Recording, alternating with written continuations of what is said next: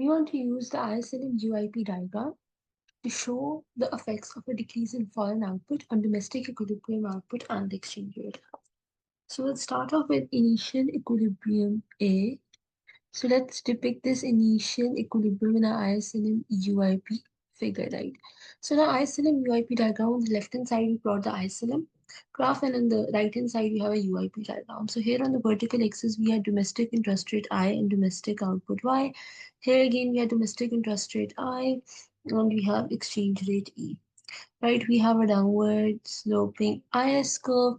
Then we have our horizontal LM curve, which is horizontal at the interest rate chosen by the central bank. Because here our assumption is that the central bank, it chooses the interest rate, right? So under this assumption, we have this, right? And then we have our UIP diagram on the right hand side. We have a UIP diagram on the right hand side. We have a UIP diagram on the right hand side, which we plot for given, which we're going to plot for given values of the foreign interest rate I star on expected future exchange rate. Right, so we have a UIP figure. Right, this is how we generally plot it. So initial equilibrium is A. At the initial equilibrium, so the initial equilibrium is A.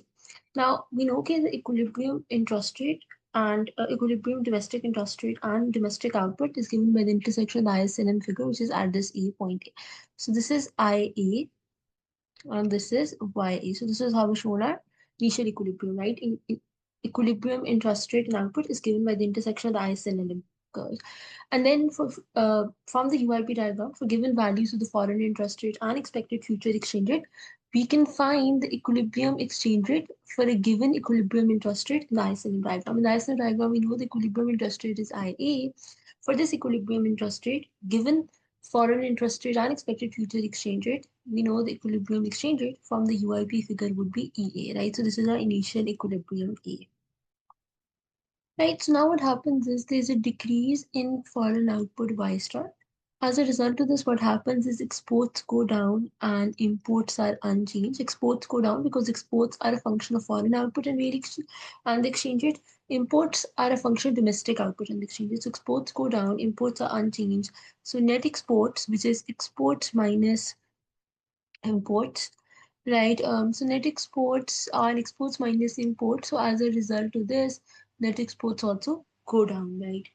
And when net exports go down, what's going to happen is when net exports are decreasing for any given value of the interest rate, so IS shifts left, right? Because remember, IS shifts whenever any factor that affects demand, whenever any factor that affects demand other than interest rate changes. So for here, for any given interest rate, net exports go down. So demand goes down, so IS shifts to the left, right? Because we know IS shifts because of factors that affect demand other than interest rate. And here net exports are changing for reasons other than interest rate. It is due to change in Y star, right? So net exports decrease for any given value. If R demand decreases, so IS shifts left. So now when IS has shifted left. Now when IS has shifted left, now what happens is now the new equilibrium. Now let's look at new equilibrium is going to be A prime. Now let's look at what the new equilibrium is, right? Now from the IS-LM diagram, which is on the left, from the IS-LM diagram on left, we can see, okay, we know in the ISM diagram, equilibrium output and interest rate are given by intersection of IS and LM curves, right? So from the ISM diagram on the left, we can see equilibrium Y goes down and IS unchanged. Interest rate does not change, right? The equilibrium interest rate, right? We can see that initially equilibrium was at the intersection of the IS and LM curve. The IS shifted towards the left. Now the equilibrium would be at the intersection of the new IS curve and the unchanged LM curve. Right. So from the isolate diagram, we can see that once IS curve shifts to the left, the new equilibrium is A prime, where equilibrium output has gone down, but the interest rate remains unchanged, right? So this is YA prime, right? Equilibrium Y goes down, YA prime is less than YA, and I is unchanged. Now, because I is unchanged, from the UIP diagram on the right,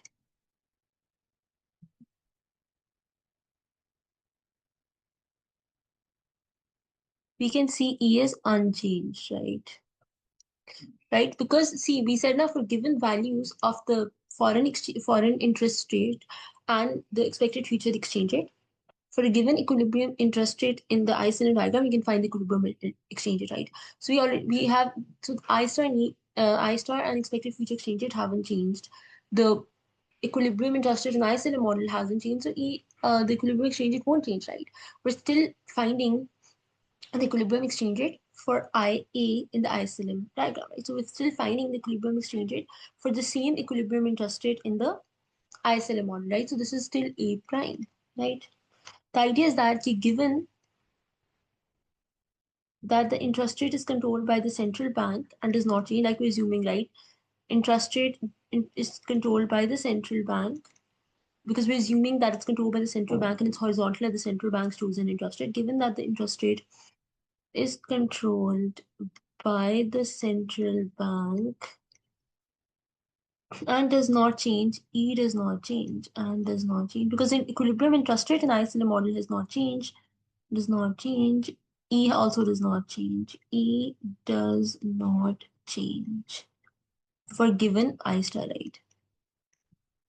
For given I star and expected future exchanges, because recall, we know okay, because we know UIP tells us recall that the UIP is given to us as we can write the uncovered interest parity condition as E is equal to 1 plus I by 1 plus I star E bar, right? Expected future exchange rate, right?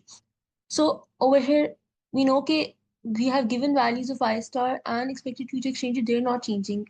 And we know when I is shifted to the left in our IS-LM diagram, equilibrium interest rate and IS-LM model doesn't change. So none of these things are changing. So equilibrium exchange rate doesn't change, right? So the effects of a decrease in Y star is that I shifts towards the left. This results in a decrease in domestic equilibrium output. Domestic equilibrium interest rate doesn't change. So for given values of I star and expected future exchange rate, E, the exchange rate doesn't change either. So these are the effects.